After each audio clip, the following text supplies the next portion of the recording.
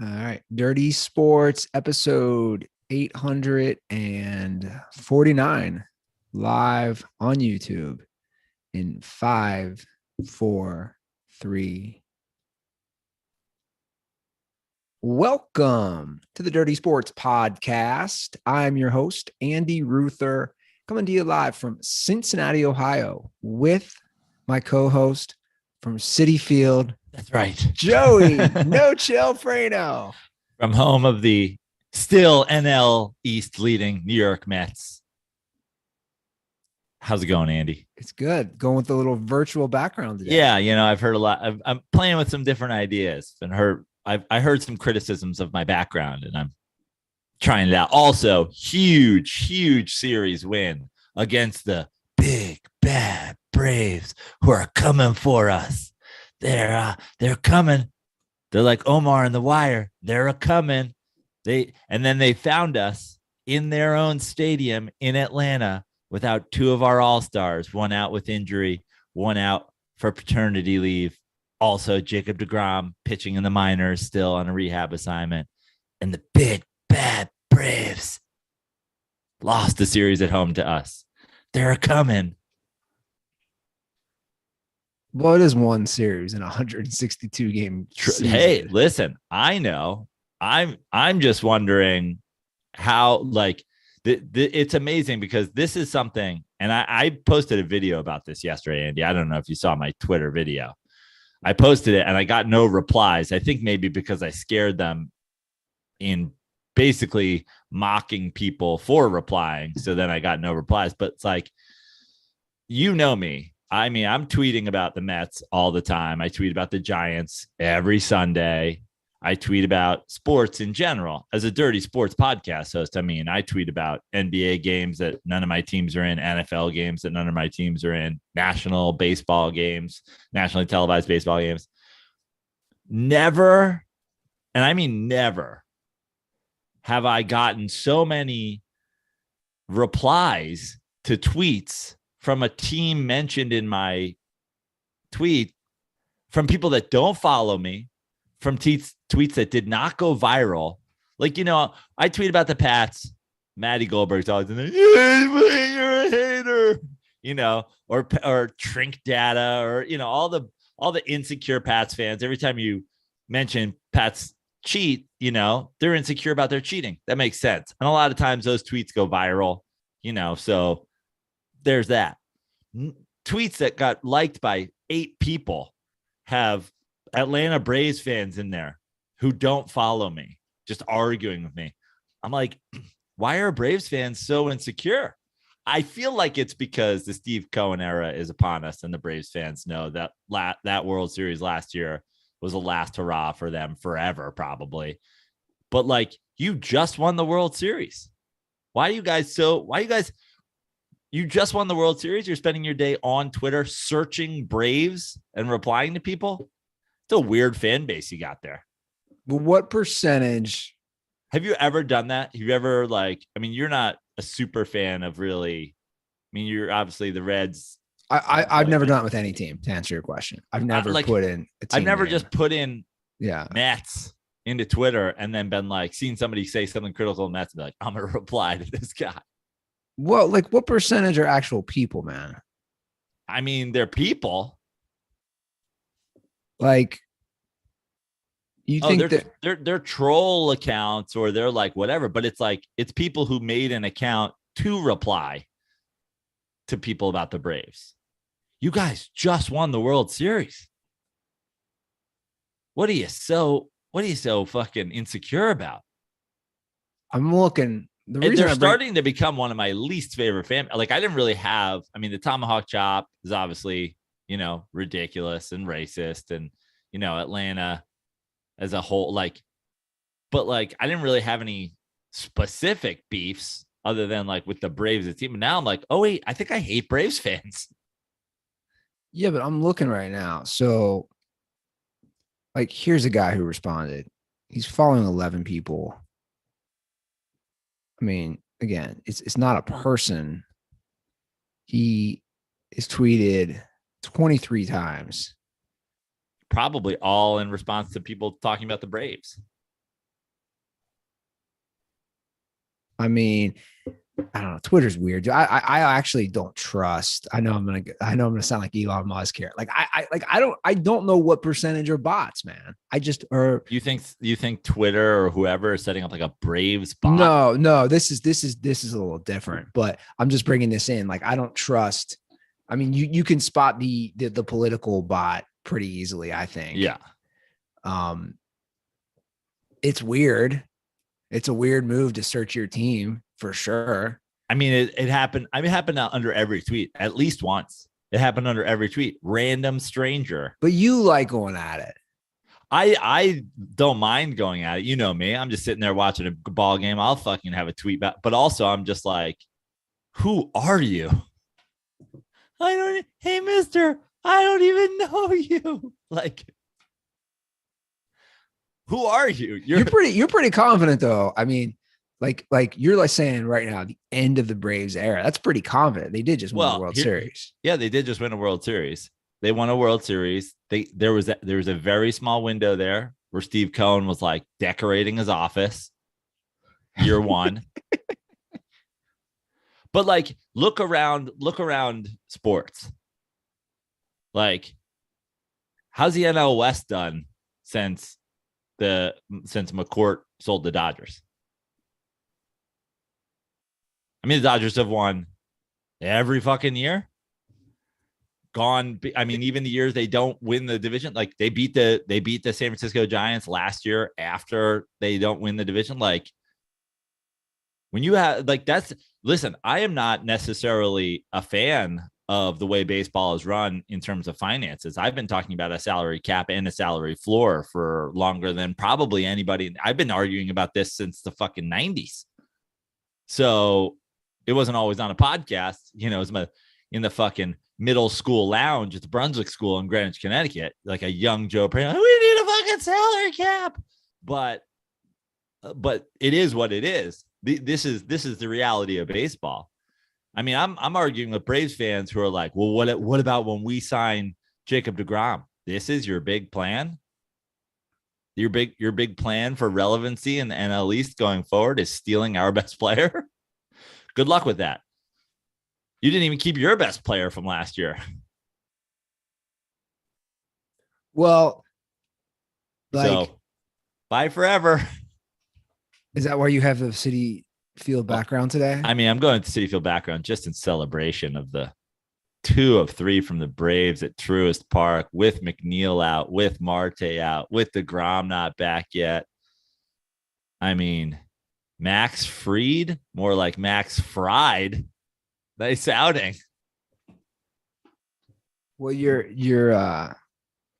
Citi counterparts have been struggling with the Reds, ironically, too. Yeah, and some injuries hitting them now.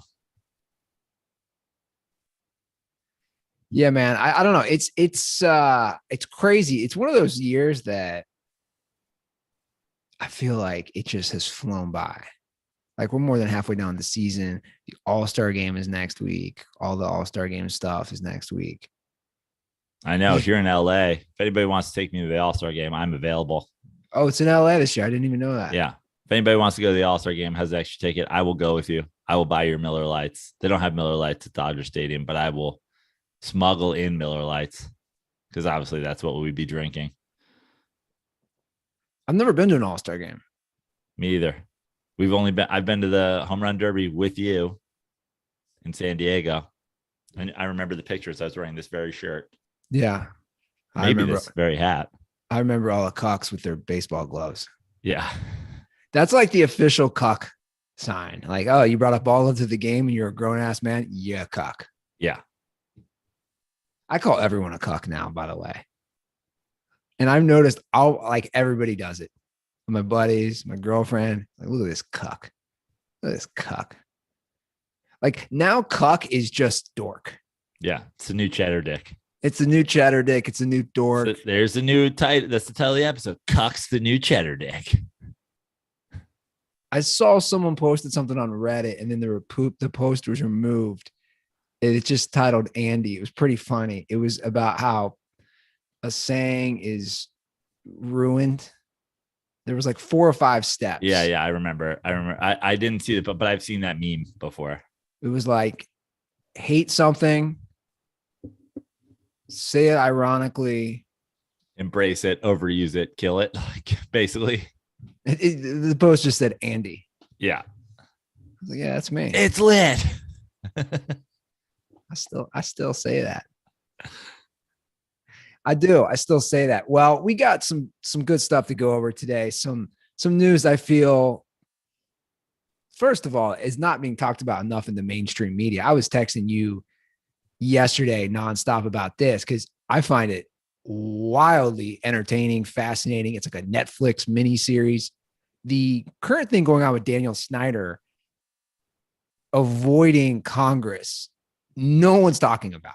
Yeah. Daniel Snyder is one of those like illegal casino boats right now. He's like, if I stay in international waters, we can gamble all day. So Dan Snyder is trying to avoid a subpoena. Right. Now he's already avoided there was the hearing. He was supposed to be there. He essentially ignored his subpoena. And because the subpoena hasn't been delivered to him, essentially. Correct. Now we're going to get into some legal stuff, and let's hope I explain this correctly. Somebody maybe will call in and correct me. But from what I've read, it's kind of like when you're served. Yeah. It's the same thing. Yeah, exactly. So how it works for the subpoena is he has to be served, either him or his lawyer has to agree. His lawyer can accept it. So he's been hiding out in international waters. This is not a joke. You guys can look this up. It's pretty wild. For weeks now. He's been on his yacht. And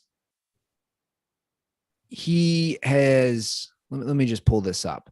So in recent weeks, Snyder's yacht has been in Cannes. And then it moved through the French Riviera. Tough life. I know this is like classic billionaire life. Yeah. Then it went to the northern tip of Corsica, a French island lush with, I like how it says all this, lush with natural beauty in the Mediterranean. I love that you went Corsica. Corsica? How's it pronounced? Corsica. Corsica. Okay. Corsica.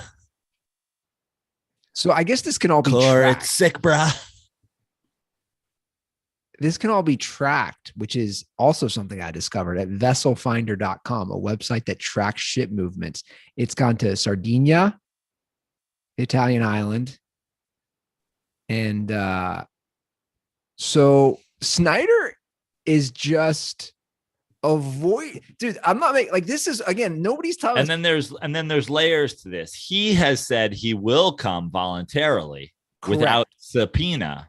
Because if he comes voluntarily, he can plead the fifth on questions. Correct. Whereas if he comes under a subpoena, he can't. So he's like, I'll show up right now. And they're like, we want to subpoena you. And he's like, nah, I ain't touching that thing. Yeah. I mean, this is like some Godfather mafia shit. Yeah. So he's saying he'll do a virtual, I don't know if it's called meeting, deposition, whatever it is, on July 28th. His lawyers have said that he will testify on Zoom July 28th. But like Joe just said, to repeat that, if he voluntarily does it, he can plead the fifth on any question, but under a subpoena, he has to answer questions. This is hilarious because you made the point to me over text. He's just going to be served papers the minute he comes back to the United States. Right. Unless he is living on a yacht for the rest of his life, unless he's going full Wolf of Wall Street and he's just like, I'm on a yacht until otherwise fucking, but we know he's going to come back for football season. I mean, this isn't thing. So yeah, he's going to be served. He's just essentially trying to get them to accept him to do it earlier in the manner that he wants to do it. Otherwise, the second he steps off, he's going to get hit with a subpoena and then he'll probably just going to go lie, But the question is, like, what are we like? Some epically bad shit must have gone down. Exactly. That's what's so crazy to me. Like, he's hiding on his yacht, which, like you said, rough life. He's traveling the Mediterranean Sea on a yacht to avoid. What would be like? What do you think the like conspiracy theory at the great, like, what would be like the most amazing thing we could possibly hear? He was there when OJ killed those people. Like he killed. Well, like what's going on here? I joked about it, but like, I don't think it's a joke anymore. Like maybe the NFL owners have their own Epstein Island. Yeah. Where they bring young girls and rape them, assault. I mean, yeah, I'm not even saying this is a joke. Like LeVar Arrington was an alien. They like, there's footage of them finding his spaceship. Like what, like, I just know this, if he's going to these lengths to avoid talking, like you said, there's something crazy. What is he avoiding? Or bigger question, what is the NFL telling him to do? I said to you on text yesterday, I said, I just feel like it's buying time. The longer he does this, maybe it gives the NFL and their lawyers and the whole legal team more time to formulate a plan to counter this. But it's hilarious. Again, I could just see Roger Goodell on the phone. He's like, stay on your fucking yacht. Well, I got to come back for games. Do you? You're the fucking owner. Who cares? You got satellite. Watch them on the fucking yacht. You live on the fucking yacht now. He's like, but that's it, bro. You live on a fucking yacht. Have fun in Corsica. Well, who's going to run it? Who gives a shit? Not you. You'll just collect the ticket money. And you'll collect the other ticket money that you're not telling the league about. You snake fuck. There's not that many instances. If you look at the history, that's what I found so interesting in the article. There's very few examples of people avoiding a subpoena by being abroad. And it's a very small sample. My point is, like, he's doing some shit people have not really done before. Yeah, I mean, because who has the money for it? Well, you're right. I just want to know if on the vessel finder, if we can find the boat that's carrying all of Jerry Jones's illegitimate children from island to island. Is there a possibility that Jerry Jones has numerous young girls who are illegitimate children and they are populating Goodell Island and they are servicing all the owners? Ooh, that's a good conspiracy. Yeah. There's something wild.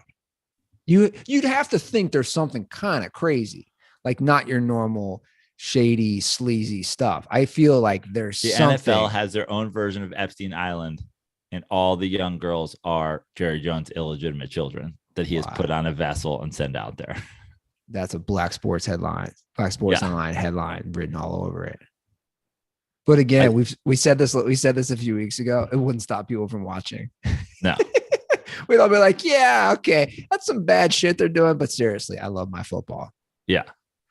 Like if R. Kelly, hypothetically, if R. Kelly was a star NFL quarterback. He is. His name is Deshaun Watson, and Slubadub cannot wait for him to take his first snap in Cleveland. No, he's not that bad. But seriously, people wouldn't care. He's not as bad as R. Kelly, or R. Kelly's not as bad as Deshaun Watson. I honestly don't even know which one you're. He's not as bad as R. Kelly. R. Kelly was like peeing on underage girls. Yeah. I mean, he was like, did you ever watch the R. Kelly documentary? No. I like Remix to Ignition too much. Yeah, it's a good song. I'm not trying to ruin that. It's a great song. But somewhere Jesus is like, he's innocent. You're talking about I will fight you over it. I like when you say somewhere Jesus. Somebody's like, wait, Jesus? Like Jesus Christ? And you're like, no, the other Jesus. Jesus. There's two. Yeah, that documentary is pretty wild. Now, granted, it's Lifetime, so it's gonna be a little salacious because that's Lifetime. But yeah, I would say R. Kelly is worse. I also saw, funny you bring up Deshaun Watson. I saw something, who knows? So many of these things pop in and out, and a lot of them are probably bullshit, that it might only be 4 or 5 games. I think it's insane. I think it's gone on this long because the NFL realizes the NFLPA is going to have his back so hard legally. I think the fact that it's dragged this long, Joe, makes me think less games than I anticipated earlier. Right. Don't you think they would have been hit with the suspension already? I'm still saying the over-under is 8.5. Which is still nothing. Yeah, I know. And again, everybody was like, Calvin Ridley's been suspended for a season for fucking putting a fantasy team together on FanDuel. Yeah, it's pretty nuts. That Gold Cup. Yeah. You get one of these? Didn't you get one of these? Yeah, for Miller Lite. Yeah. I forget what I did with my Gold Cup. That is pretty great that Miller Lite sent us Gold Cups. Like a gold solo cup, essentially. Like a solid gold solo cup. Glorious. I saw, and I sent you this as well. Miller Lite's going to be doing a Super Bowl ad this year. Let's go. Hopefully starring yours truly. I think they should just take a dirty sports ad read. What do you think? Yeah, I agree. I think they should make me the new Bob Uecker. That Remember those great Bob Uecker commercials? So good. You can see them on Twitter, and there's some great Miller Lite John Madden ones as well. Yeah, yeah. Well, now's the time to drink Miller Lite. The summer, the cookouts, the back deck, the pool. You know it, Joe. You know what I'm doing today, Andy. 4 o'clock today. Twilight golf. Happy hour golf. I've got my minimal golf bag with my cooler pocket, filling it with ice, filling it with lights, getting out there, hitting the links with some lights. Can't wait. What a Thursday. Weekend starts early here. It's the freaking weekend. About to have me some fun. That's right. Cold Miller Lite, the golf course. That sounds like your happy place. Yeah. Just like John Lester last week. Mr. Miller Lite. That's right. Well, Dirtballs, next time you're getting ready to enjoy cold ones with your crew, go to MillerLite.com/dirty sports to find delivery options near you. Or you can pick up some Miller Lite pretty much anywhere they sell beer. It's Miller time. Celebrate responsibly. Miller Brewing Company, Milwaukee, Wisconsin. 96 calories and 3.2 carbs per 12 ounces. And shout out to all the Dirtballs who send us love on social media with their Miller Lites that they've been enjoying this summer. We always enjoy those. So make sure you tag us and tag at Miller Lite when you do that. We always appreciate it. Okay. Some other NFL news that not even really news. We were talking about this as well. Now, because he used to be a favorite of old Andy Ruther social media jokes. Jamarcus Russell. Yeah. Back in the news. He sat down on a podcast. Not Jamarcus Winston, which we renamed Jameis Winston at one point. Oh, that's right. But good Jamarcus Russell, the original incoherent bust. Yeah. They do sound alike. I told you they have that Bobby Boucher, water boy, deep Southern. Well, accent. and you were saying that we were trading messages about this, and I was like, listen, having a backwoods kind of like down south, accent is one thing. But also, in addition to that, like once you get through that portion of it, Jamarcus Russell is also not saying anything. Yeah. The words as in like, even if you know the words he's saying, the order in which he puts them in makes little to no sense. Oh my God. I told you need a caption for this. Even if you had a caption though, I'm like, what the fuck is his point? Yeah. So he sat down. And I had my coach there, coach abusing girls, whatever, hanging out with girls. But I have his back. And then he called me, and I'm like, "What? How you gonna?" Well, I gotta play the clip. I'm like, "What?" So he sits down on the podcast, The Pivot, which I didn't really know, but anyway, he sits down. It's a Friends podcast. Pivot. He talks about, I don't even get that Friends reference for the record. I never really watched that show. Oh, Ruther. I was never into it. I just wasn't. Anyway, by the way, that's turned into a new thing on this show. Is you just say things that I don't get. I'm just like, cool, and I just openly am like, yeah, I don't get that. So the story surfaced a few years ago, which I know we talked about, that a coach brings in a blank tape and he gives it to Jamarcus Russell to watch for game film, and they come back the next day or a couple of days later, and he says, how was the tape? And Jamarcus acts like he watched the tape. Yeah. And it was a blank tape, or it was like a movie. It was it wasn't game film. I know that much. Right. So this is him addressing the blank tape situation. Again, try to understand if you can decipher what he's saying. Yeah, they did the switcheroo down in Jacksonville. The switcheroo thing, though, that Fred brings up. Say it again? The story about giving you he's already lost. DVD. Yeah. Okay. Now, if you watch it, he's completely he's lost. Already like, what's a switcheroo? Is that like a post corner? When you go inside and then you go outside? You talking about one of them? Like a wheel route? Like a little switcheroo? Little loop-de-loop? Little hook and ladder? No, that time they gave you the fake DVD. Oh, you talking about that fucked up shit. Okay, so that wasn't film, and then you coming in and all of those things. Is that a true story? Bro, guess what? That could be one up on me, bro. Check what? it out. My coach, if we coming in. What did he just say? That could be one up on me, bro. What?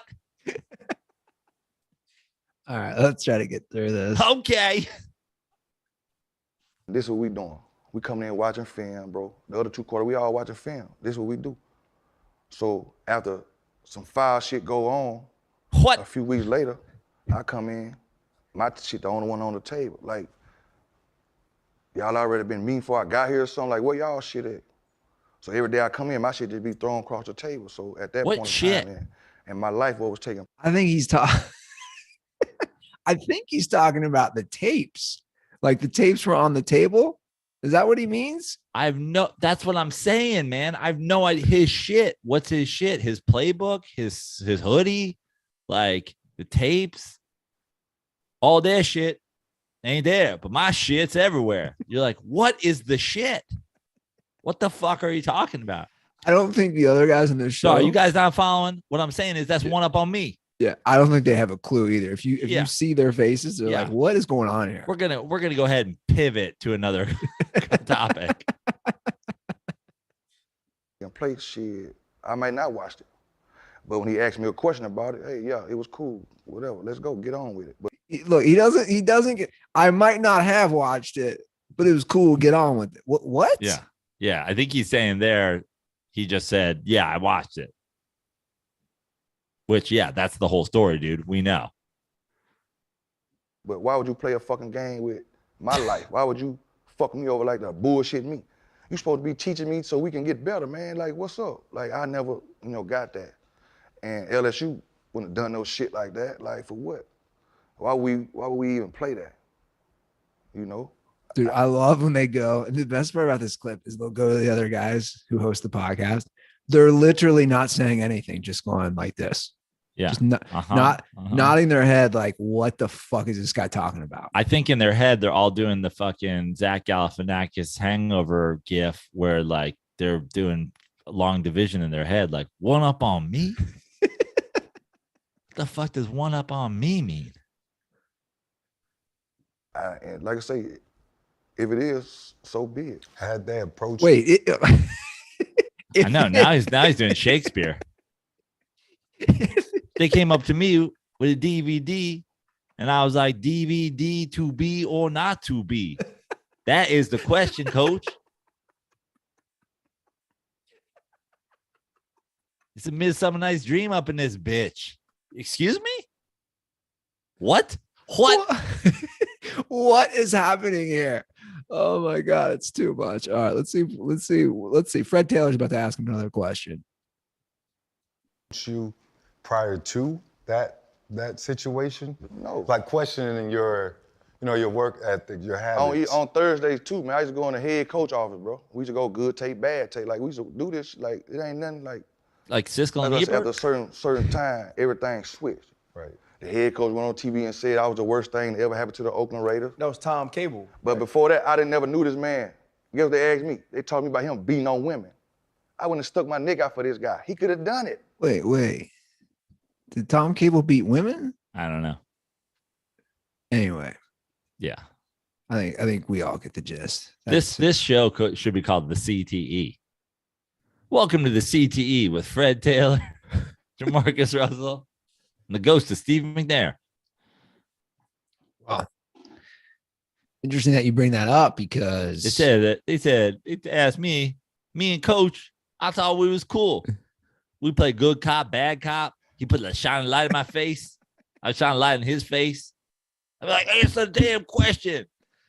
Do you give Beethoven's second a thumbs up or a thumbs down? We're playing good tape, bad tape.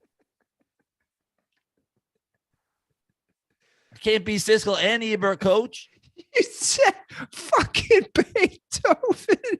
And at first I was like, the composer? No, you're talking about the man, movie. come on, man. The With movie. the fucking big ass dog, man.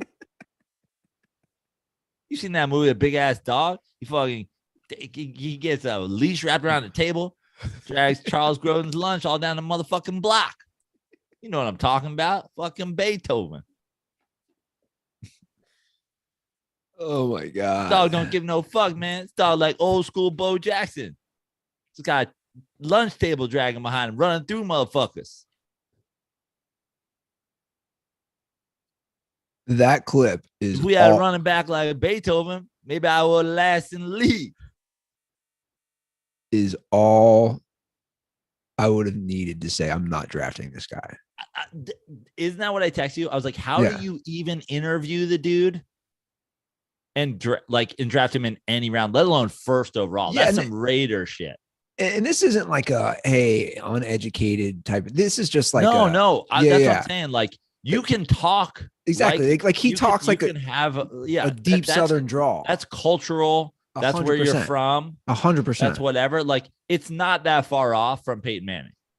No, It's really not. It's really not. Like the whole. yeah, it's exactly. It's like a deep It's South not accent. that fucking far off. But dude, you're not making any sense. No. All right, so here, this is your game. This is your Sugar Bowl game. This is where the corner jumps around. He's like, "Yeah, you got one up on me," and they're like, "No, but I'm just asking, like, what you saw there, why you make that throw." I mean, fact of the matter is, that's him one up, me one down. They're like, "That's not no," but like strategically, are you watching the tape? He's like, "Yeah, man." 2 thumbs up.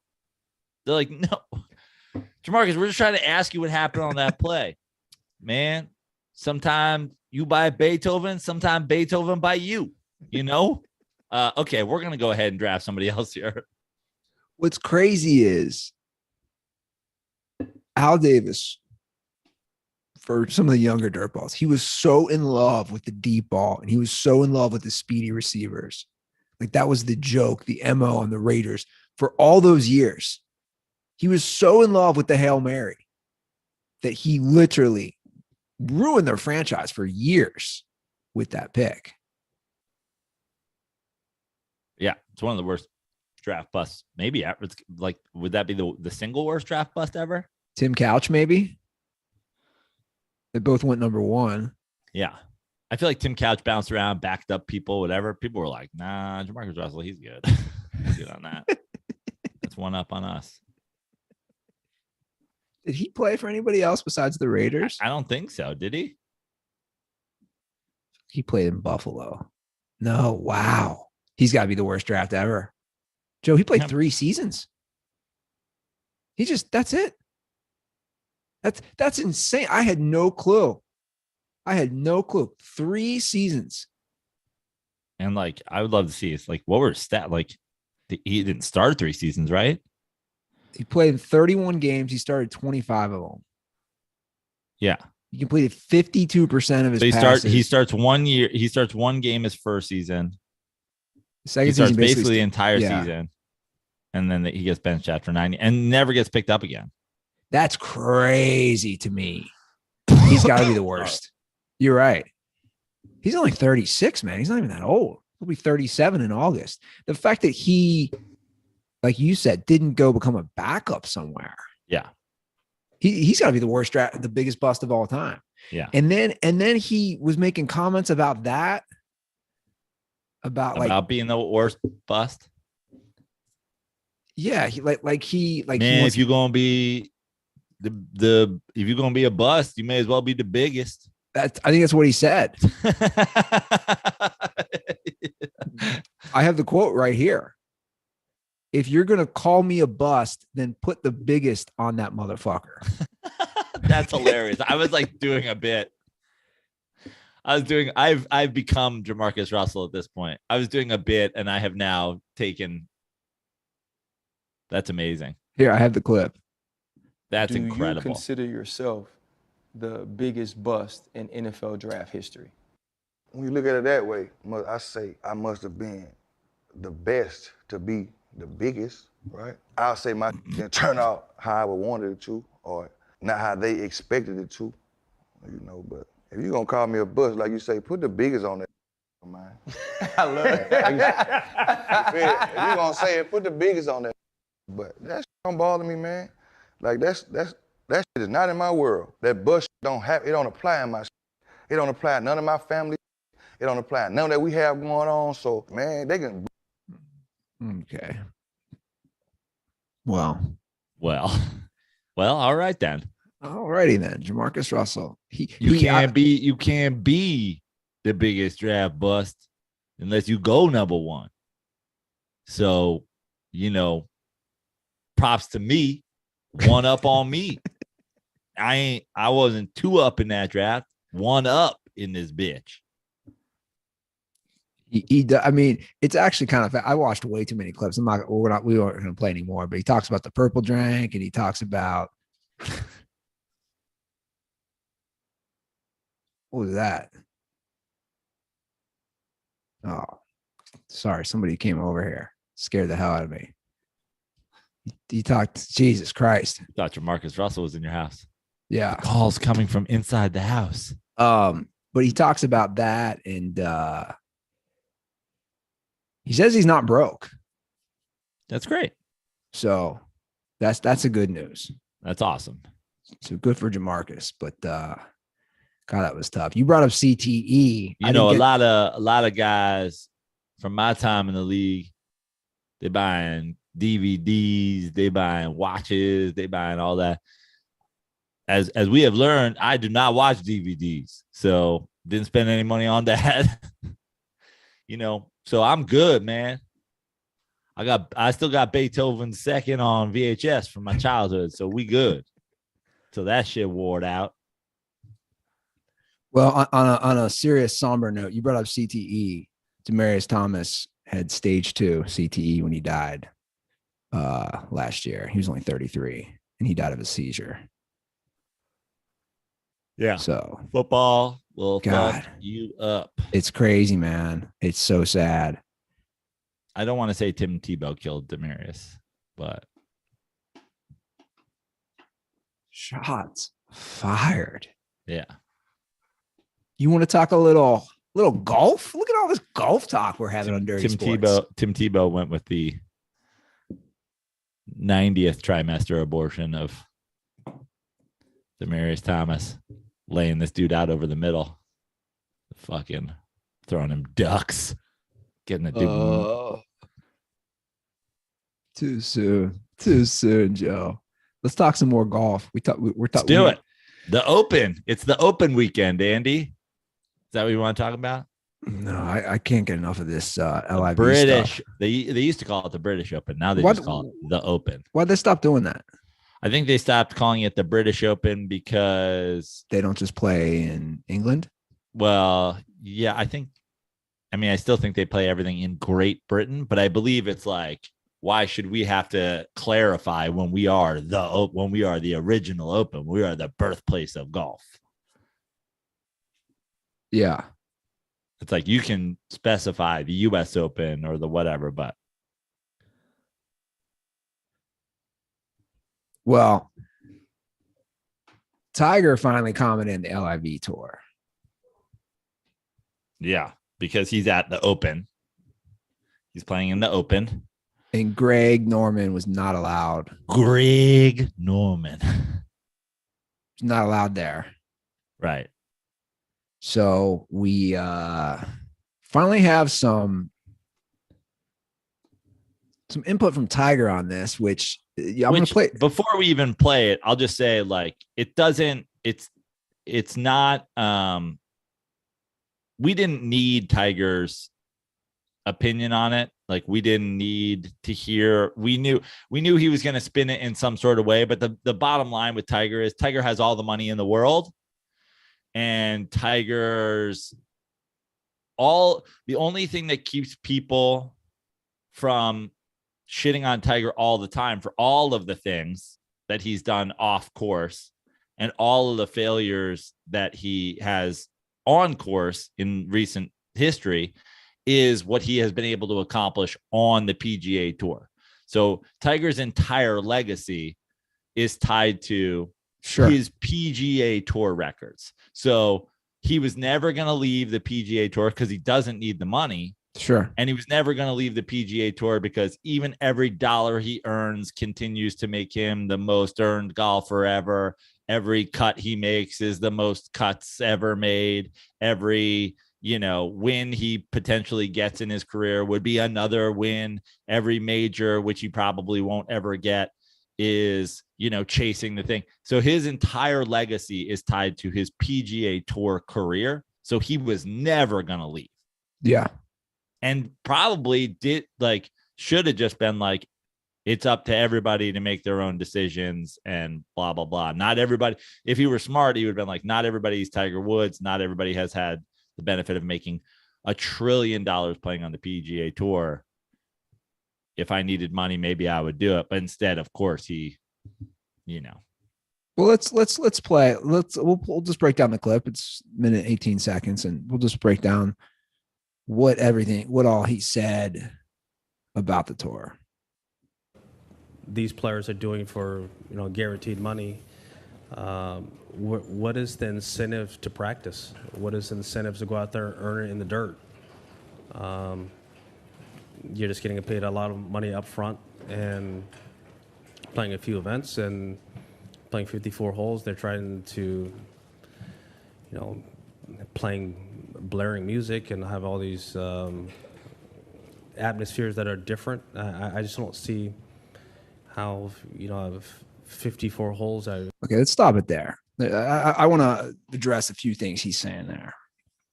First of all, that's one of the dumbest comments. Like, Tiger, you're too smart to say that. That's like saying, why would any other athlete play when they have guaranteed money? Right. That's the first hole in your terrible theory. Why would any baseball player go out and pitch? Why would any basketball player want to win a title? Why would any quarterback want to play after he just signs a guaranteed contract to win a Super Bowl?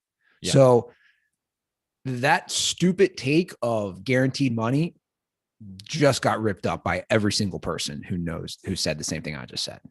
Now, Listen, there's obviously, we've seen through the years, guys perform in contract years and don't perform otherwise. But like the idea, not everybody got the Phil Mickelson deal or the Dustin Johnson deal. We're talking about 5, 6, 7 guys. Other guys, those guys who got guaranteed money that, were struggling to get by on the PGA Tour. Dude, when the purse is it's a $4 million purse to win a fucking thing. Like, if you're gonna make the argument, why would you do this if you're getting paid millions of dollars up front? I don't know, for more, because apparently money is so important to you that you want to make even more of it. That if you win it's another 4 million. Like, it's like, that's like saying, why is P. Diddy still producing albums? Because his last album did great and he wants fucking more. Yeah. More money, more fame. Sure. More problems. Can't stop, won't stop.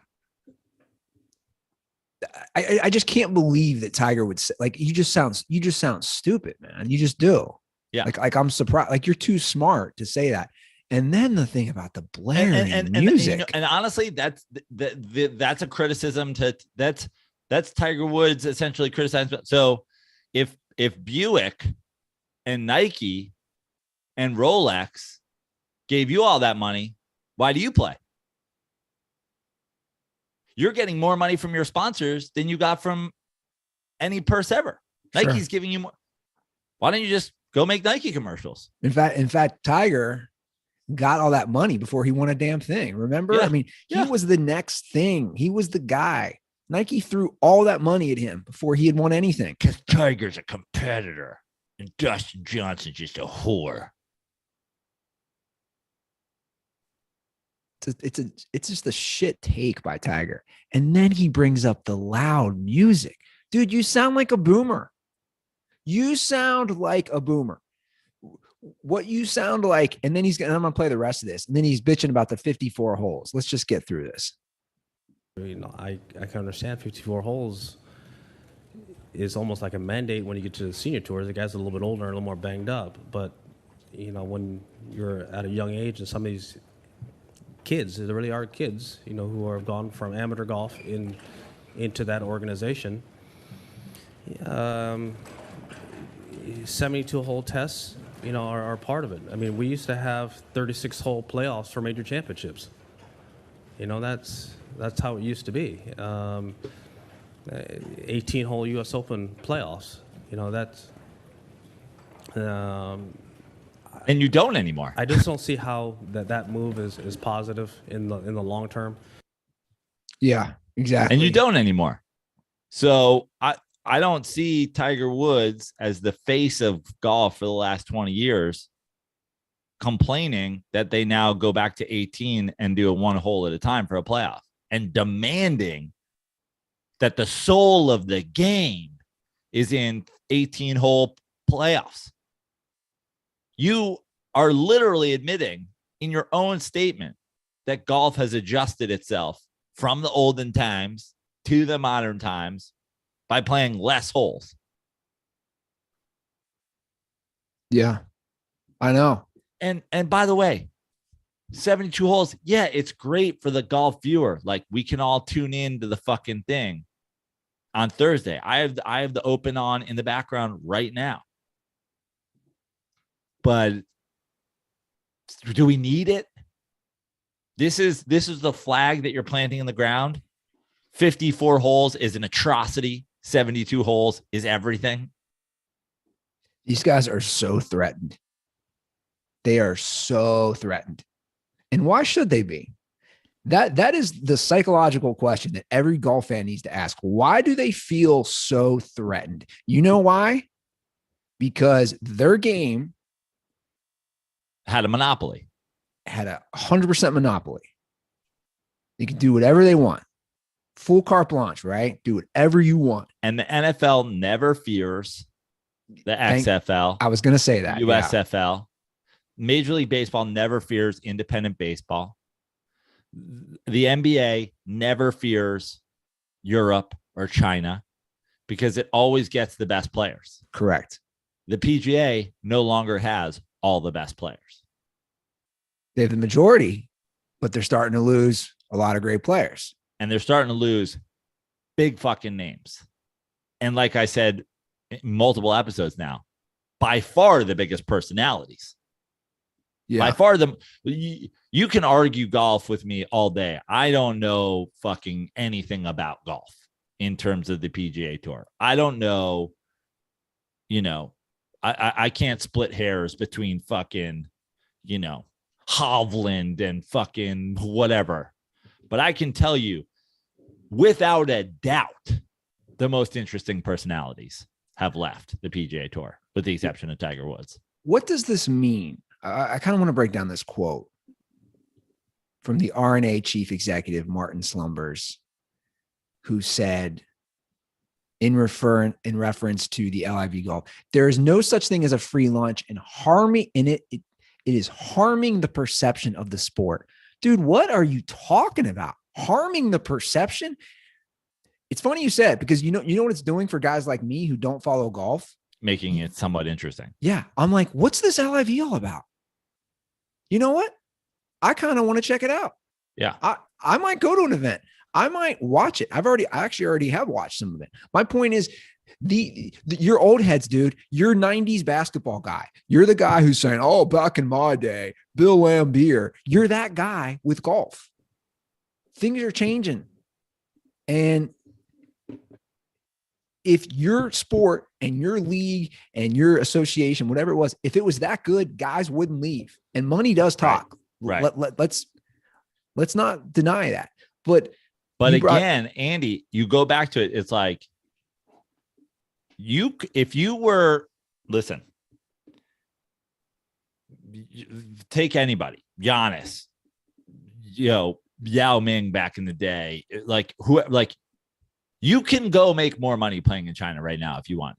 If you're in the NBA, you could be. If you were if you were LeBron James and you were like, I want to play basketball in China, but you have to double my salary, they would absolutely do it. They would absolutely do it. Steph Marbury was getting like $20 million a year when he was out of the NBA. If LeBron James called China right now and said, I will come, but you have to take my exact salary and double it, they would be like 100% get on the next flight. I don't know. Sorry, man. I don't know about that. I'm looking up Steph Marbury. Said he was only making a couple $1 million a year. He was out of basketball. Yeah, I mean, Jimmer Fredette, just here's another example. He made $1.6 million in Shanghai in 2020. But my point is, it's not just the money alone. Sure. It's that they've managed to.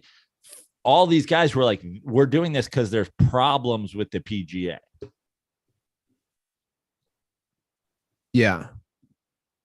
No, you're right. And it's interesting to me, again, why do you feel so threatened? Isn't this good? Isn't competition? It doesn't matter what sport, what business, competition is good because it creates better products all around, right? It creates things that are going to be more efficient. And at the end of the day, I don't understand. Well, I mean, we do understand. We know why everyone's so defensive, but I think Tiger should listen to what he's actually saying. It's like, dude, you're not making any sense. Tiger doesn't give a fuck. Tiger is trying to. Well, he's a mouthpiece for the PGA for sure. And he's also just trying to justify why he would never consider it instead of saying what I just said, which is everything about Tiger Woods is tied to his PGA records at this point. That's all he has left. Yeah. You're right. I mean, he was never going to leave. No way.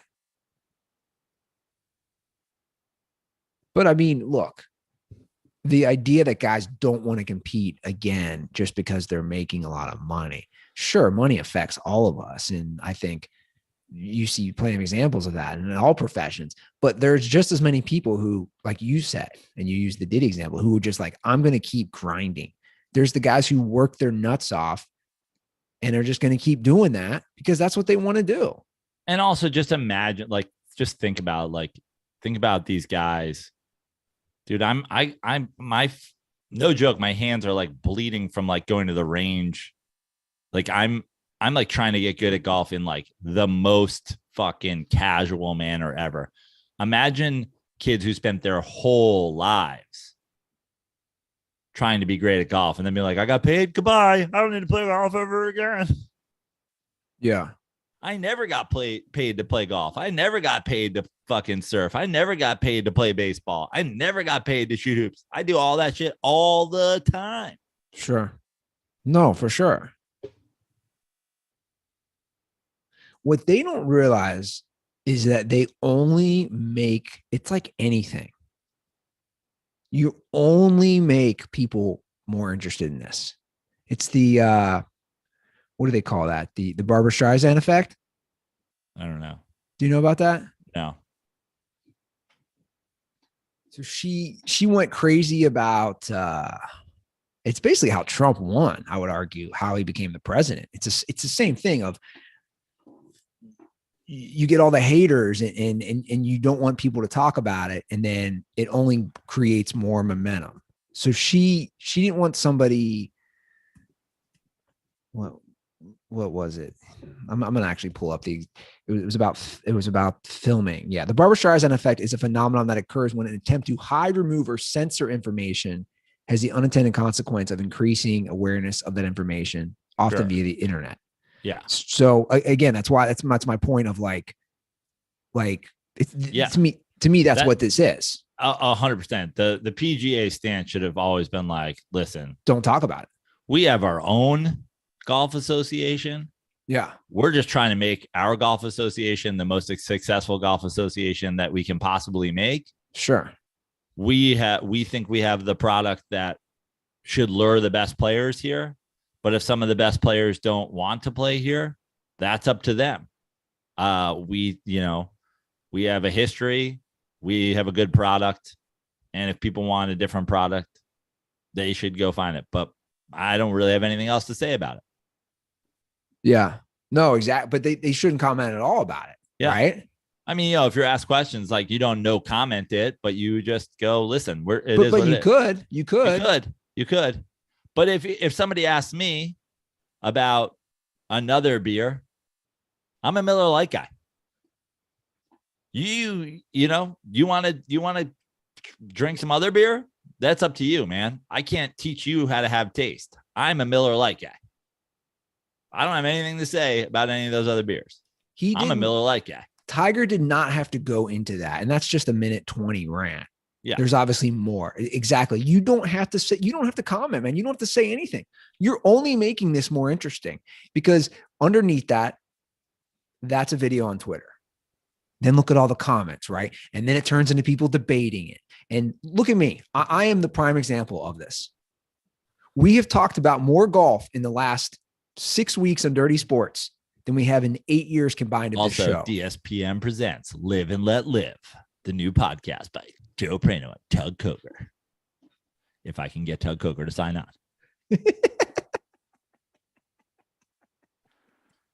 Pending the approval of Tug Coker, who may or may not be a PGA guy because he slurps Tiger. If they created a league, backup plan Pizza Star.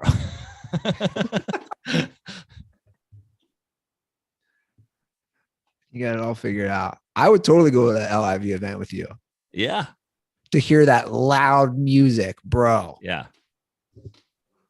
Bro, what's funny is that is something that's happening in golf. That this was happening pre the Live Tour even being a thing. You see it now. So I saw a thing. Somebody posted a shot of Phil Mickelson playing. He's wearing a quarter zip and he's got a t-shirt on underneath. The horror. How dare you not wear a polo shirt? Respect the game. So this is something that has been happening literally. And I know, listen, I'm what is known as a COVID golfer. I'm a pandemic golfer. I picked up golf during the pandemic. It just so happened to coincide with a knee injury that made me not able to play other sports, somebody handing me golf clubs, but I am a thing this is a thing in golf, the COVID golfer. And something that has come along with the new golfers, COVID and otherwise, is people wearing fucking t-shirts on the course, people wearing hoodies on the course. It's like, I'm playing at fucking, LA municipal golf courses. You're going to make me dress like I'm your butler. Like, dude, I'm wearing a fucking t-shirt. My bag, shout out to the good folks at Minimal Golf, has a fucking speaker on it. And I play music all the time. And I played golf the other day. I went out with a buddy and we got paired with two kids, two 20-year-old kids who are college kids. And I was like, hey guys, do you mind if I play music? And they were like, fuck yeah, dude. And then of course, we're on the 8th hole, which the tee box is right next to the green of the 11th hole. And fucking Judge Smalls is over there. Where they're playing music. We got to get these kids off the course. It's like, dude, you paid $13 to play a Yeah. Twilight round at a municipal golf course. Stop acting like this is fucking Augusta. Sure. But it's like, this is all the things. It's like, there was a time where they were like, you're going to play defense through the loudspeakers while the other team's bringing the ball up. What happened to basketball? Yeah. You're just going to play Jay-Z. Exactly. It's the DJ at the NBA arena. It's the Laker girls, which now every NBA team has a dance team. Again, those are all innovations by Jerry Buss, as we know from reading Showtime. Your shorts are so damn long. Yeah, you're an old head. You're a boomer. Tiger Woods, dude, you officially have turned into a boomer. And I'll be honest, that's one more reason for me not to like you. And I play golf all the time. There's a whole crew of dudes I play golf with, like, different shapes and sizes, guys who've been playing golf their whole life, guys who have been playing golf for 2 days, guys, whatever. We straight up mock my friend John, who like can't hit with music. I'll be like, bro, I was like, dude, you're like half a psycho and half a dork. Like, it's fucking music, dude. What are you talking about? He'll be like, can you shut that off while I tee off? And I'll be like, no, you dork. Make golf more like Happy Gilmore. Or just do whatever you want. I don't care. Yeah. Sure. Well, we have tons of dirtball calls today. 310-359-8365. That's the hotline. We're going to start off with one that you and I both prepped for. I'm so excited for this. A completely non-sports call. He threw me for a ringer here. He threw me off a little. Threw me for a ringer. What would be the saying? Threw me for a loop? Yeah, threw me for a loop. That's what I meant to say. Ryan Klatt, our hockey correspondent from Saskatoon, Saskatchewan in Canada. I thought he was calling about the NHL draft because the draft happened this week. I thought he was calling about that. It happened in the last week. No, it's calling for this non-sports call. Let's get to it.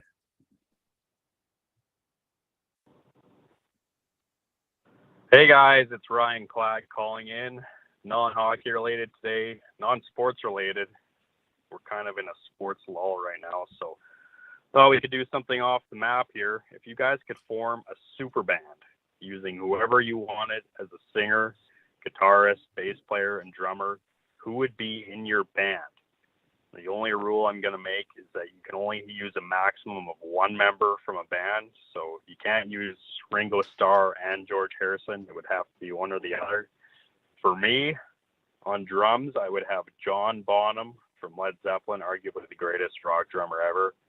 On bass, his music is fucking weird, but he can slap. Les Claypool from Primus. On guitar, I'm going with my personal favorite guitarist, John Frusciante from the Red Hot Chili Peppers. I just love his playing. And on vocals, this was tough for me because I'd love to have Robert Plant. I've already got John Bonham as my Zeppelin member, so I'm going to go with Chris Cornell. Not that I'm a big Soundgarden fan, but man, what a fucking voice Chris Cornell had. Gone way too soon. Okay, that's my band. I'd love to hear yours. Stay dirty.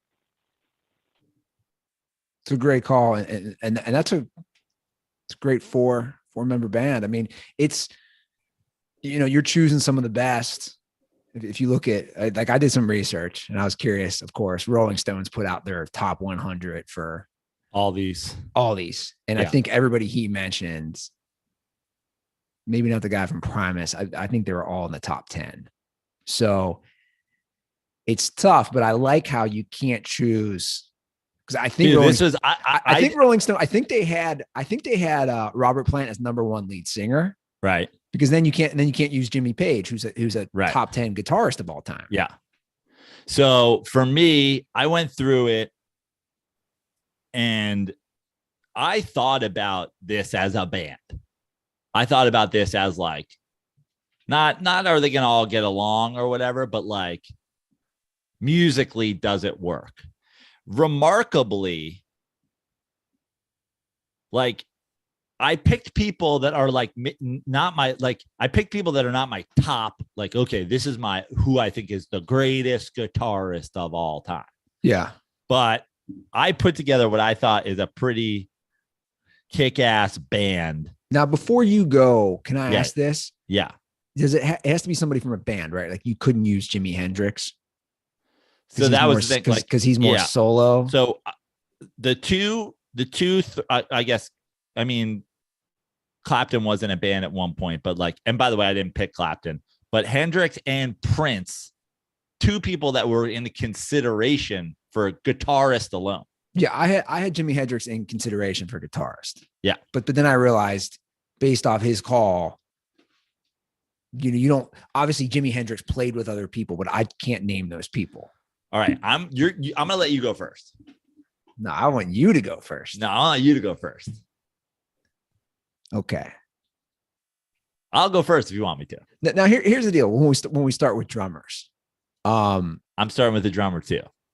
I would say he has John Bonham from Led Zeppelin, who I think most people say is the best drummer of all time. It made me not want to choose him just because I feel like he's arguably the best drummer and Ryan chose him. Does that make sense? Sure. I'm not the world's biggest Led Zeppelin fan. So I like Led Zeppelin. I like a lot of Led Zeppelin music, but I'm not like a Led Zeppelin freak. No member of Led Zeppelin is in my band. Okay.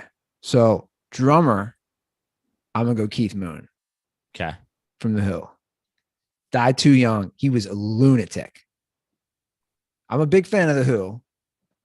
I was a big fan. Like that was one of my favorite, like as a young kid, like 5 years old, we have videos of me dancing to The Who and singing The Who. So I'm going to start there. How about what if we each did, I do my drummer, you do your drummer. Do you want to do that or no? I think it's better because we can get the full form of your band. Okay. In one, because I want to hear the thought process. I want to hear where you even go next. Okay. So I'm a big fan of that. And again, I don't know if this is going to work musically. Right. I'm just thinking like, yo, I like them. He was great. People say he was great. So I'm starting there with Keith Moon from The Who. Bass, I'm going to go Flea from Red Hot Chili Peppers.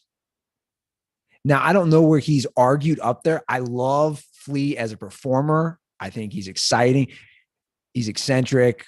I do like a lot of Red Hot Chili Peppers songs for the records too. So like, I think you got two kind of wild personalities there to start. And I kind of continue that trend, to be honest. For guitarist, like we already said, you could go Jimmy Page is definitely probably top 5. But I'm not going to go there. I'm going to go a little more modern, a group I've always loved. I'm going to go, which again, I'll keep it with like maybe in the Flea genre as far as that type of rock band, a newer rock band. I'm going to go Slash from Guns N' Roses. And seeing them live when I saw them with 2 Trays, like, dude, he can crush it live. He still can at his age. And obviously he is, he's great. Now, lead singer, I struggled with this because like you kind of see where I'm at right now, my personalities, right? Sure. Like I got 3 kind of wild card guys, where am I going to go? John Mayer. No. Okay. I see what you're saying though. I see where I'm going to go. I actually, there was a moment of consideration for John Mayer John Mayer is a fucking incredible guitarist. Here's what I'm going to go with. He was always one of my favorites. I did so many papers on him in school and I don't know if this band fits because you're gonna be like, how does he fit in with them? I'm going to go John Lennon. Wow. I'm going to go John Lennon, and I don't know how that works, how his personality works with these 3 guys. But I'm going to go John Lennon as my lead singer. Now I'm going to add something. I'm going to give you this option. You don't have to take it if you don't want. And Ryan can call back and give this option as well.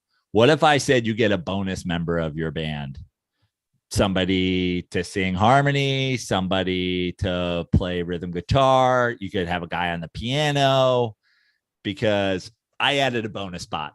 Straight up, I added a bonus spot. And I was saying a lot of good bands have piano players. A lot of bands have keyboardists. A lot of bands have a rhythm guitar player who sings. Whatever. You don't have to take that option if you don't want. Yeah, I'll think about it. Okay.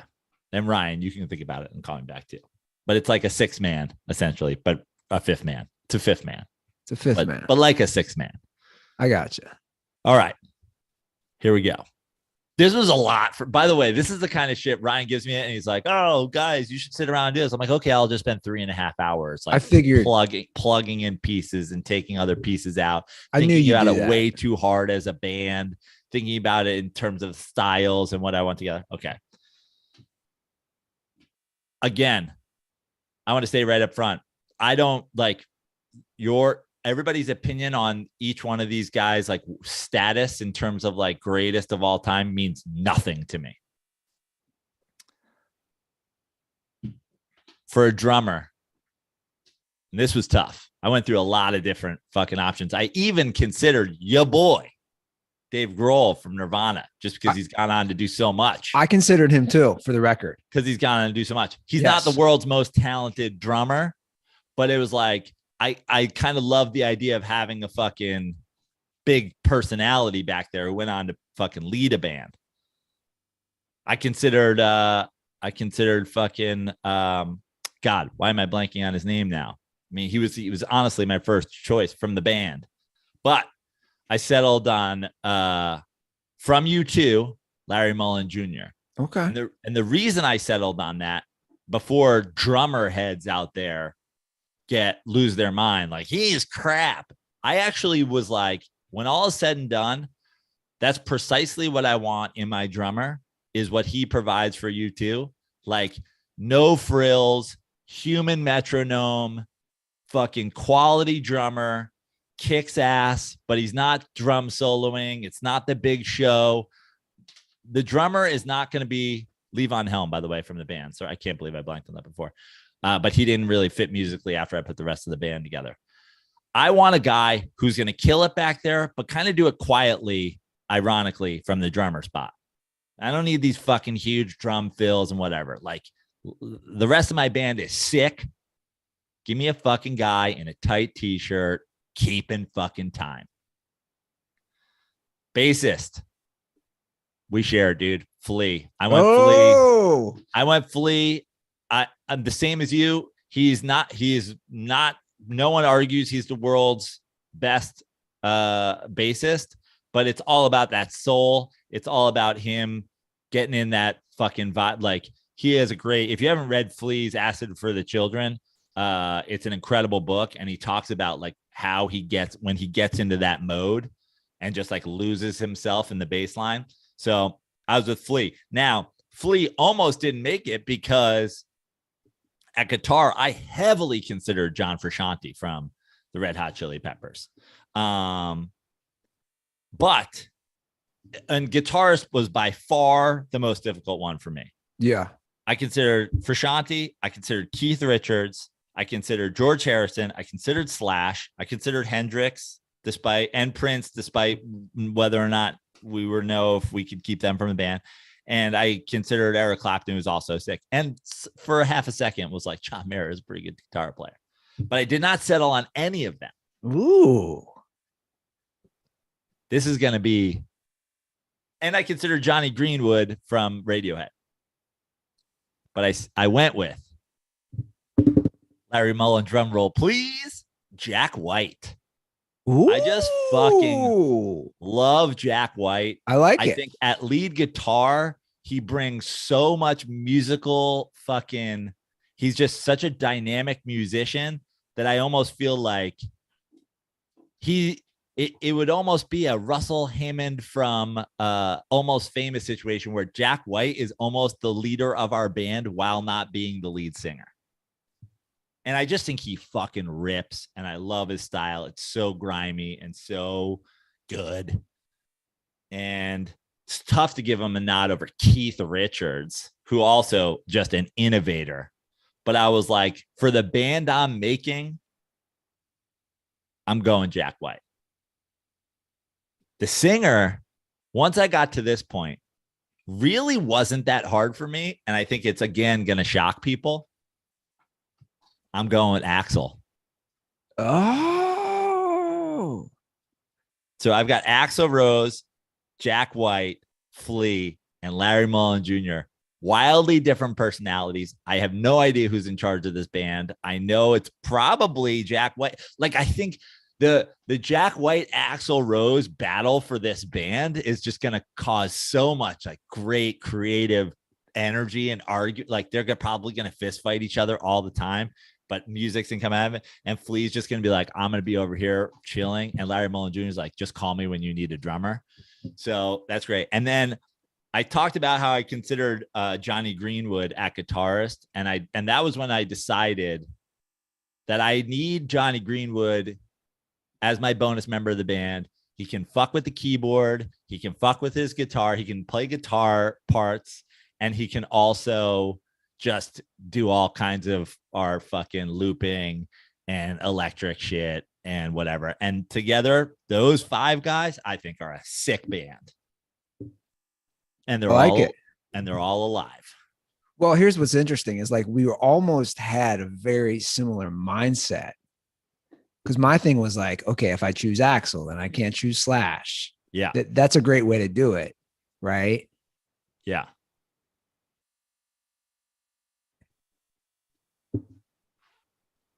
Yeah. And you guys are all alive. Got to auto-tune John Lennon. Yeah. It's a good call, though. Thanks for the call, Ryan. That's Imagine Flea on bass.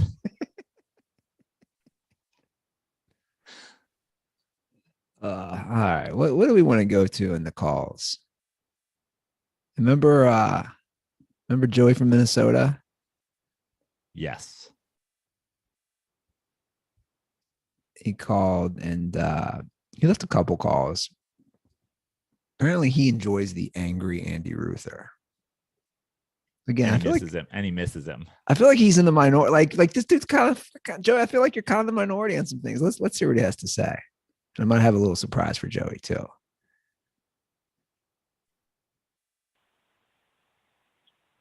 What's up, guys? It's Joey from Minnesota. I just heard the first 5 seconds of the 2017 Game of Thrones Ruther clip, and by the way, this is from like 3 weeks ago. So yeah, I'm going to give an unpopular opinion here. I miss angry Ruther. Now, Andy, I want you to understand 2 things. I am broke as shit. The other thing is that cocaine is expensive as fuck. I love this show so much, and I miss angry Andy so much. I would be willing to spend my last $200 on whatever will get us some blow these days. It's been a while since I copied 8Ball. But holy fuck. Wait, what? Hashtag bring back angry Andy. He's trying to offer you cocaine. Wow, what a great era in dirty sports. Shout out to Andy for being happy now. Stay dirty, boys. Peace. Well, look, and then he left a second call, and I think I'm not going to play that. Basically, about I was being facetious. I think he took it seriously. Remember when we played that clip, and I said I'm so ashamed of myself, and he's like, "You're ashamed." I was totally being sarcastic, right? But it's funny that you left that call because my brother sent me. He did some secret audio. Yes, he sent me lots of cocaine. He sent me some secret audio recordings of our drive back from California when I moved back. Of just like the rage. Oh, you do. You have bad road rage. Oh, I have the worst. And he sent me, and they're not long, but they're funny enough. He sent me. This one's titled "Andy Annoyed at Fucking Asshole Truck." This is from my brother. So this is a little tease for you, Joey. Fucking asshole. So the truck's in the fast lane. He's not going. He's still going 15 over the speed limit. Jesus. Oh, you listen to Frank Sinatra. I've got you in my fucking lane. I've got you deep in front of me. And if you don't get the fuck out, I'm gonna flip you off. Bum-ba-da. Dude, I can't stand when you're going slow in the fast lane. And here's another thing. Get off your phones, people. The amount of people I see on their phones, I saw again today on the freeway. I want to pose this question. I was going to tweet this out. I'll just pose it right here. What is actually more dangerous? I mean, they're both dangerous. Somebody driving drunk or somebody driving on their phone? Who's more prone to kill somebody? Yeah. Like you're on your phone, you're going 65 miles an hour on the freeway. Then I have a clip. I don't know if this one is as funny. I forget what background music is this one. It's me angry at a Wendy's drive-thru about how they set up the cones. Let's see. This just says, what's that? Please be like Sarah McLachlan. This says Andy annoyed at Wendy's cones. Again, my brother Elliot had all these, and I think he's going to be in this one too. Why were you so mad about the cones? It was fucking set up wrong. I'm just ready to get the fuck home. I'm like, at that point, I've been trailing all days and Maybe it was saying it to enter on the other side. Like, do you want to go review? That's a sign that's, thank you, you too. That's a sign that's already there. It's built there.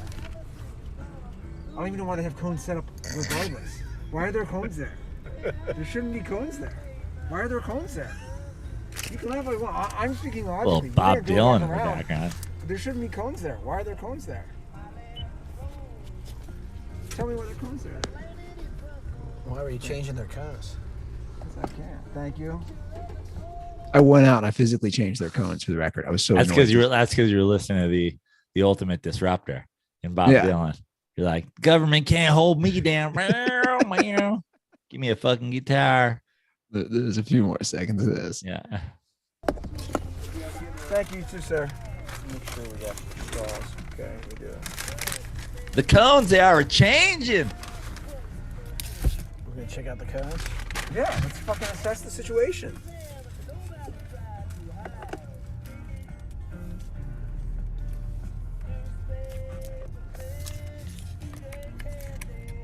What the fuck are the cones doing there?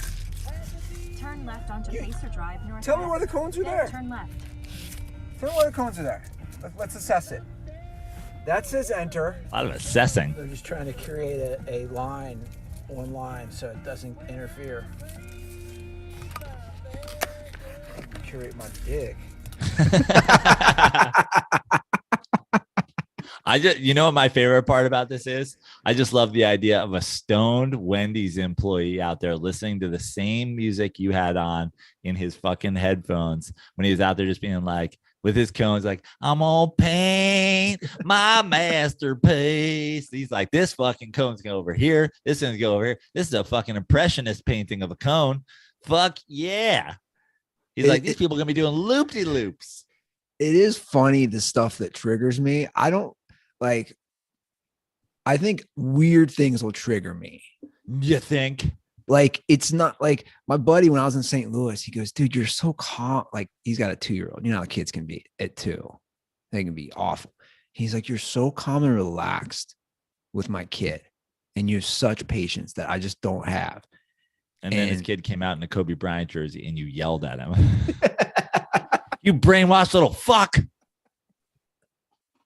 But that's what I'm saying. Like, I have such patience with kids, but then on things like this, where I'm like, what the fuck is going on with these cones? It's not correct. I lose my mind.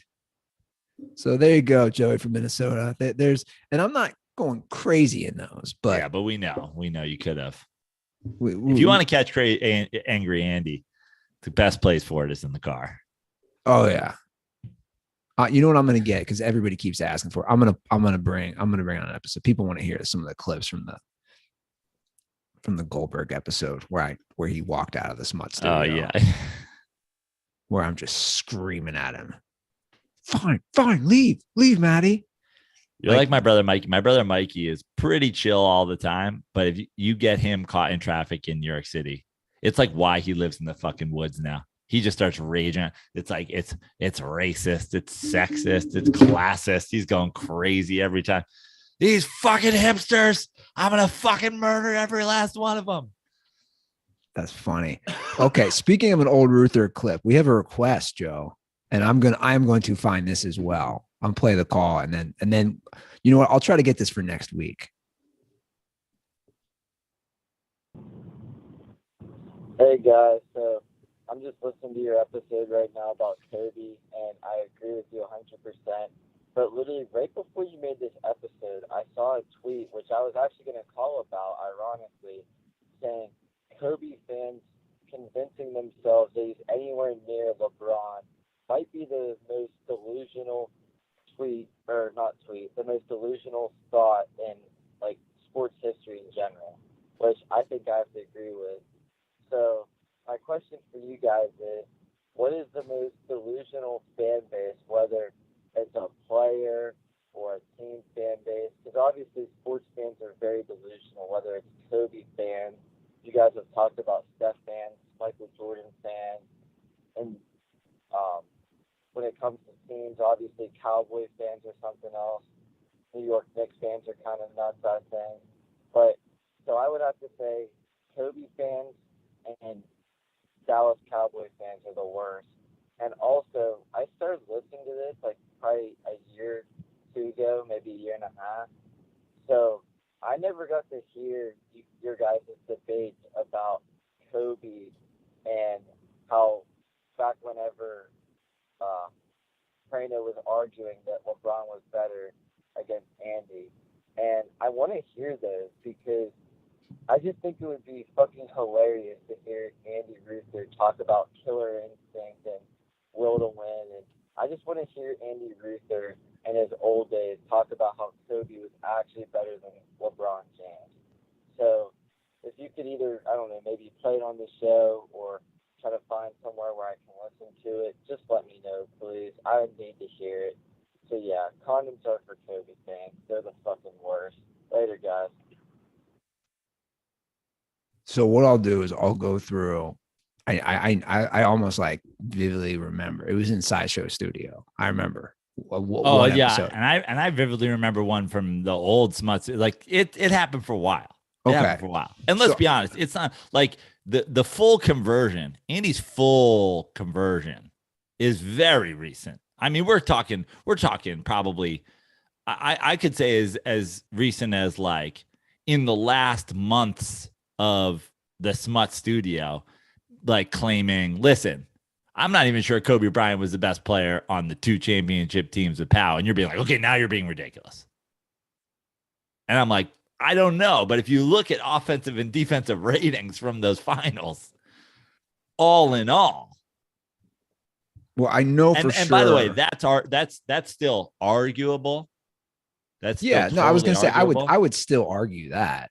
That's still arguable, but I'm just saying, like, you were just like, that is absurd. And I'm just like, if you look at the stat and you look at the, you look at who's guarding who and who's going what through those whole playoffs, Pau Gasol having to do Stoudemire and Dirk and KG and Duncan and whoever, and Kobe having to handle Boris Diaw and Deshaun Stevenson and Paul Pierce, I guess. Yeah, I'll find that. I'll have to. I know there was one in the Sideshow Network where I think dude, I am gonna cringe so hard if there's one. If I say Killer Instinct, you've definitely said Killer Instinct. I'm certain of it. I guarantee I have. And you definitely said Killer Instinct in regards to Michael Jordan versus LeBron James before I converted you on that too. Well, here's my thing about the Jordan LeBron thing. I remember vividly. Do you remember we were on Main Street in Santa Monica? We were at the Galley. Do you remember this? No. Okay, so it was me, you, and our mutual friend Brian. And we were arguing. And Brian's a big LeBron guy. He is, but I think he was. This is pre-Golden State Championship. Yeah. Like he might have been in the still butthurt about him leaving Cleveland phase. So he was Team Jordan, and the three of us were arguing late. We were sitting in a booth at the restaurant, and we were arguing late. But even then, here's my thing. I don't get mad now if somebody's like, I take Jordan over LeBron. Like, I'm still like, whatever. Like, that doesn't bother me. Like, I think it's a fair debate. Now, it doesn't bother me either. I just think you're wrong, but it doesn't. And I can tell you why, but it doesn't bother me. But like the Kobe thing, obviously, is when you bring him into it, is pretty absurd. I think to answer his question for me, I think that might be, we've talked about Melo, but like on the grand scheme, nobody puts Kobe higher. Like as far as I don't know anybody else who is always mentioned in a top 10 that should not be a top 10 mention. Well, here's the thing is like, I guess the question is like the definition of delusional, because I'm still a Kobe Bryant's a top 15 NBA player. Now, there is an absurd number of people who think Kobe Bryant's top 5. There is a unreasonable number of people who think Kobe Bryant is better than LeBron James. That might be the most delusional opinion, but I think there are Kobe Bryant fans out there who are also reasonable about Kobe Bryant. You could be a fan of Kobe Bryant and be like, yeah, he's maybe top 10, he's top 12, whatever. And there's a reasonable thing. Year in and year out, 100% of the fan base, despite the fact that they haven't appeared in an NFC championship game since Emmitt Smith retired, think the Cowboys are winning the Super Bowl. True. That might be the most delusional overall top to bottom fan base. Yeah, I agree. I mean, you could go out there right now and have people be like, the Cowboys are for sure winning the NFC. The Cowboys are favorites. Like, dude, the Cowboys, Kobe Bryant's winning championships. Kobe Bryant's arguably a top 15 player of all time. So if you're going to be unreasonable and say he's top 10, okay, fine. Now, there's a subsection of that is so crazy. Like the craziest Kobe Bryant fans are essentially Cowboys fans who are like, the Cowboys won the Super Bowl last year. And you're like, what? No, they didn't. Yeah. Like how, like that's insane. You can't say something that happened that didn't happen. Like you can't say it like the Cowboys didn't. Kobe Bryant's not better than LeBron James. That's not an argument. That is not, for anybody listening, that is not an argument. And honestly, the best way to handle that when anybody says that is be like, I'm not arguing this with you. That's not an argument. That's like saying the Cowboys won the Super Bowl last year. It didn't happen. It's not real. Get a grip. You're literally insane. But top to bottom as a whole, the Cowboys fan base might be the most delusional fan base of anything in sports. Yeah, I year in and year out. Sure, we're going to the Super Bowl. Yeah, guys, just win a playoff game. Yeah, start there. Sure. I mean, the Mets fan base has delusion at times. We played in the World Series in 2015. Yeah. The Cowboys haven't been in a fucking NFC championship game since the cell phone was invented. In 95. It's been a long since time. The first text message was sent. I know, it's crazy. You wanted to fucking argue with somebody about the Cowboys Super Bowls on the internet back in the day. You had to sit there. Ding, ding, ding, ding. You're fucking AOL connecting, bro. You had to make sure your mom wasn't on the phone first. I know, it's crazy. It is crazy when you really think about it. I mean, the Bengals have been to a Super Bowl more recently. When's the last time? When did have the Browns won a more recent playoff game? They won 2 years ago. Did the Cowboys win a playoff game last year? No, they lost to the 49ers. Right. Did they win the year before is the question. I don't remember. No, I think they lost to the fucking Rams.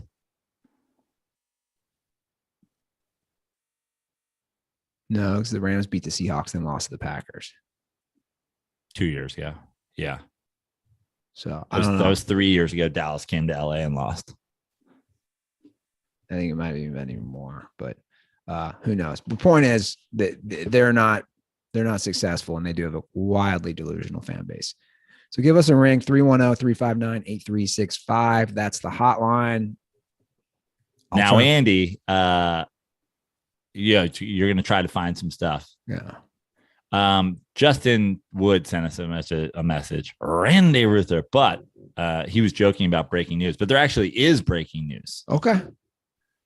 Restricted from Woj, a Woj mini bomb, a Woj hand grenade. Restricted free agent center DeAndre Ayton has agreed to a 4-year, $133 million maximum offer sheet with the Indiana Pacers. The Phoenix Suns have 48 hours to match the largest offer sheet in NBA history. They obviously can come over the top of that because you can pay a guy more in max to stay with your team than to leave. But this is interesting for a number of reasons. One, there's always been this argument: is DeAndre Ayton a max player or is he not a max player? Should the Suns give him a max or not give him a max if somebody else does? And then this is also potentially, this does have domino effect potential, because should the Phoenix Suns not match this offer, it is possible for them to then have the money to make KD an offer. And then, to trade for KD with the idea of, being able to cover what he's already getting paid in max money. And then that could be, if KD leaves, does Kyrie go to, this has KD, Kyrie, Phoenix Suns, Pacers, max contract, tons of domino effect. You are in charge of the Phoenix Sun, Andy. Do you match the offer? Well, it all depends on the money, right? You basically have to go max for a 5th year. Would that give them financial leeway to sign Kevin Durant? No, well, they can't sign Kevin Durant. They have to trade for Kevin Durant. And then they would not have the money unless obviously they moved somebody else who's. I like Ayton, but I don't know if he's worth that much money. It's tough. It's tough for me. Honestly, I think that the answer for the Suns should have been to not re-up Chris Paul for insane money, and maybe to have extended DeAndre Ayton when they could have before, without having to give him the max. Yeah. But if I were them, I would not do it. Yeah, I agree. Well, it'll be interesting how things play out then. So follow us on Twitter. We'll tweet about it. Follow us on Instagram at The Dirty Sports. Follow me at Andy Ruther. Joe's on a lot of social media. He keeps saying we're gonna get a TikTok one of these days, don't you? I've been talking about Dirty Sports TikTok, but until that happens, I'm on TikTok at Joe Praino. I'm on Instagram at Joe Praino. I am on all social media at Joe Praino, except for Twitter, where I'm still at Fix Your Life. Follow me on all those things. Instagram is a good one for seeing story posts and poster posts about my shows. If you want to see if I'm coming to your town, you can always go to joepraino.com. There's a shows button. I'll be in Vegas at the end of August. I've got a bunch of shows lined up for LA between now and then. And I'm working on some other cities, East, West, and in between. So stay tuned for more of those, or just, again, follow my Instagram. At this point, if you've made it to this part in the show and you're not following my Instagram, why are you doing this to me? Hey, man, it's the DirtBalls. That's what they do. All right, guys, you have a great weekend. Thanks everybody for listening. We always appreciate the support, and we'll be back on Monday. And don't forget,